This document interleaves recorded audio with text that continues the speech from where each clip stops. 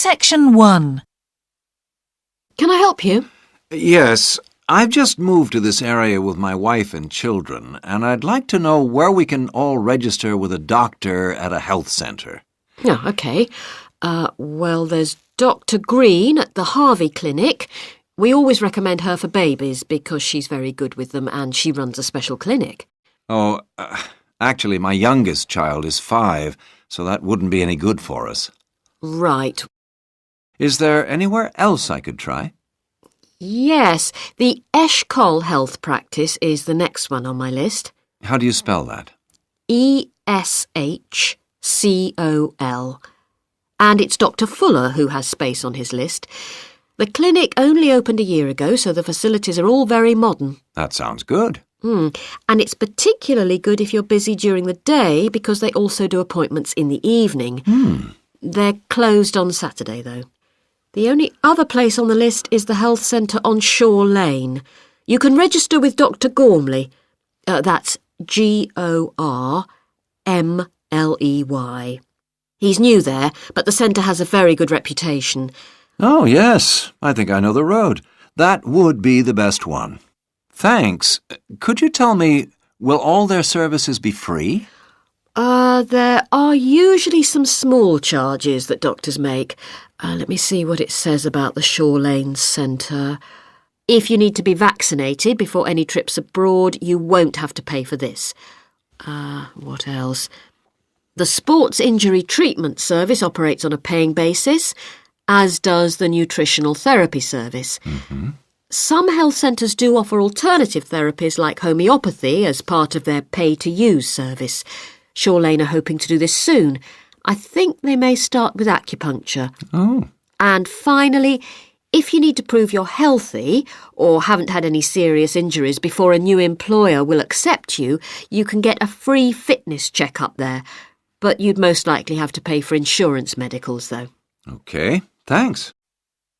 You might also be interested to know the centre is running a pilot scheme of talks for patients. I've got the list here.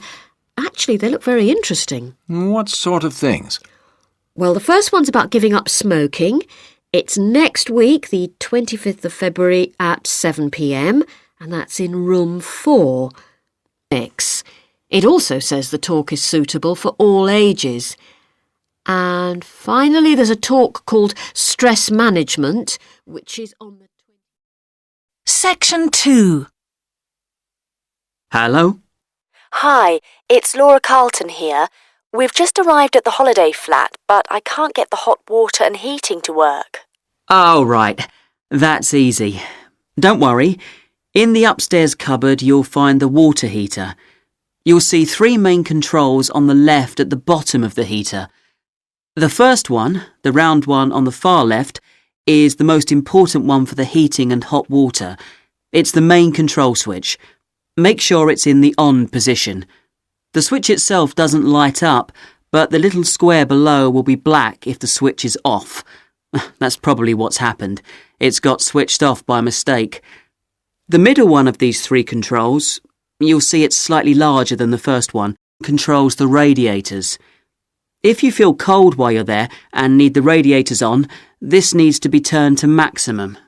The last of the 3 controls, the one on the right, is usually on about a number 4 setting, which for the water in the taps is usually quite hot enough.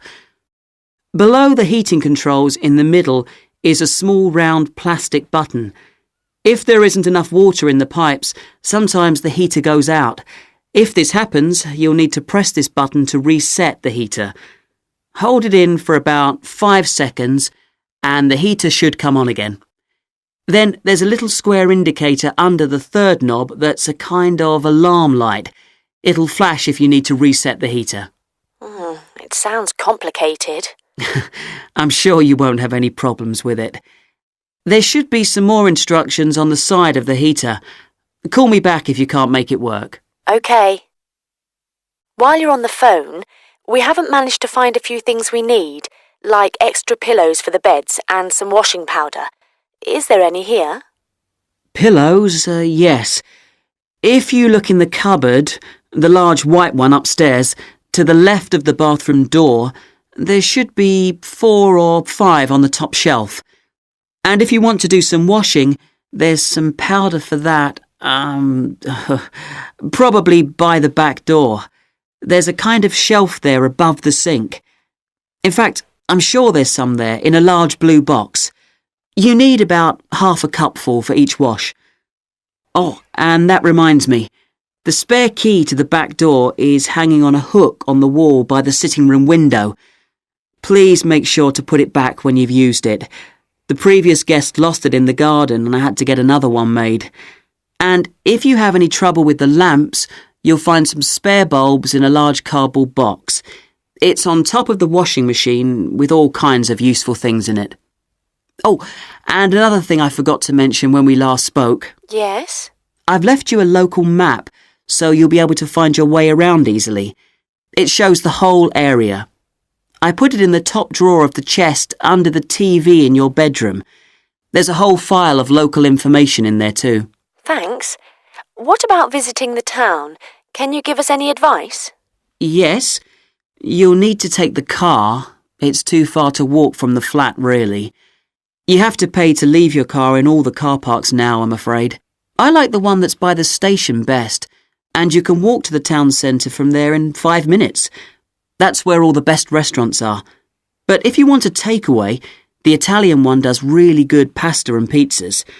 Call 732281 for that one, or 766119 for the Chinese. They're both good, and they'll both deliver to the flat. As for places to visit, yes, do go and see the Railway Museum. The exhibition is small. Credited me with 2 years, which probably made it more difficult for me. On the other hand, you were lucky to be granted credits. Is that why you chose the course? Yes, and as I'd already finished a course in it in my country, I thought it would be easier if I studied something I already knew. I didn't realise you went into 3rd year. I thought you started in 1st year. No wonder it was so hard. And what do you think is one of the big differences between studying at a university here and studying in your country? Well, I found it very difficult to write assignments because I wasn't familiar with that aspect of the system here. The main problem is that the lectures expect you to be critical. That made me feel really terrible. I thought, how can I possibly do it? How can I comment on someone else's research when they probably spent 5 years doing it? I think a lot of people who come from overseas countries have similar problems. But after a while, it became easier for me. People expect you to have problems with the process of reading and writing, but in fact, it is more a question of altering your viewpoint towards academic study. How was the content of the lectures? Was it easy for you? I didn't really have many problems understanding lectures. The content was very similar to what I'd studied before. And what about the lecturers themselves? Are they essentially the same as lecturers in your country? Well, actually, no. Here they're much easier to approach. After every lecture, you can go and ask them something you didn't understand, or you can make an appointment and talk to them about anything in the course. Maybe you found them different because you're a more mature student now, whereas when you were studying in your country, you were younger and not so assertive. No, I don't think that's the difference. Most of the students here do it. In my faculty, they all seem to make appointments, usually to talk about something in the course that's worrying them, but sometimes just about something that might really interest them, something they might want to specialize in. The lecturers must set aside certain times every week when they're available for students. That's good to hear. And how was your timetable? Was it a very busy year? Oh, very, very busy. They make you work very hard. Apart from lectures, we had practical sessions in a lot of subjects. We did these in small groups. I had to go and work 4 hours every week in a community pharmacy. Actually, I enjoyed this very much, meeting new people all the time. Then in 2nd semester, we had to get experience in hospital dispensaries. So every 2nd day we went to one of the big hospitals and worked there. And on top of all that, we had our assignments, which took me a lot of time. Oh, I nearly forgot. Between 1st and 2nd semesters, We had to work full-time for 2 weeks in a hospital. That does sound a very heavy year. So, are you pleased now that you did it? Do you feel some sense of achievement? Yeah, I do feel much more confident, which I suppose is the most important thing. And have you got any recommendations for people who are studying from overseas? Well, I suppose they need very good English. It would be much better if they spent more time learning English before they enter the university, because you can be in big trouble if you don't understand what people are saying and you haven't got time to translate. Anything else? Well, as I said before, the biggest problem for me was lack of familiarity with the education system here. It sounds as if it was a real challenge. Congratulations, Kira. Thanks, Paul. Section 4. Good morning. Today I'd like to present the findings of our Year 2 project on wildlife found in gardens throughout our city.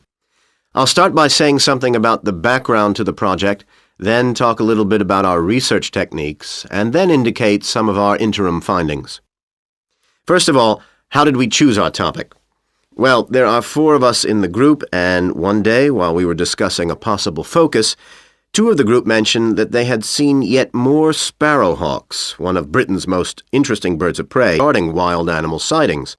So we decided to survey garden owners from different areas of the city. Just over 100 of them completed a survey once every 2 weeks for 12 months, ticking off species they had seen from a pro forma list, and adding the names of any rarer ones. Meanwhile, we were doing our own observations in selected gardens throughout the city. We deliberately chose smaller ones because they were by far the most typical in the city. The whole point of the project was to look at the norm, not the exception. Alongside this primary research on urban gardens, we were studying a lot of books about the decline of wild animals in the countryside and thinking of possible causes for this. So what did we find? Well, so much that I just won't have time to tell you about here. If you're interested in reading our more comprehensive findings, we've produced detailed graphic representations on the college website, and of course any of the group would be happy to talk to you about them. Just email us. What we've decided to present today is information about just 3 species because we felt these gave a good indication of the processes at work in rural and urban settings as a whole. The first species to generate a lot of interesting information was frogs, and there was a clear pattern here. They proliferate where there is suitable water.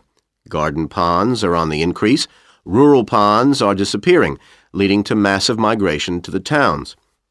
Hedgehogs are also finding it easier to live in urban areas, this time because their predators are not finding it quite so attractive to leave their rural environment, so hedgehogs have a better survival rate in cities. We had lots of sightings, so all in all, we had no difficulties with our efforts to count their numbers precisely. Our final species is the finest of bird singers, the song thrush. On the decline in the countryside, they are experiencing a resurgence in urban gardens because these days gardeners are buying lots of different plants, which means there's an extensive range of seeds around, which is what they feed on. Another factor is the provision of nesting places, which is actually better in gardens than the countryside. Hard to believe it, but it's true. Incidentally, we discovered that a massive new survey on song thrushes is about to be launched, so you should keep an eye open for that. Now, I'd be happy to answer any questions you may have.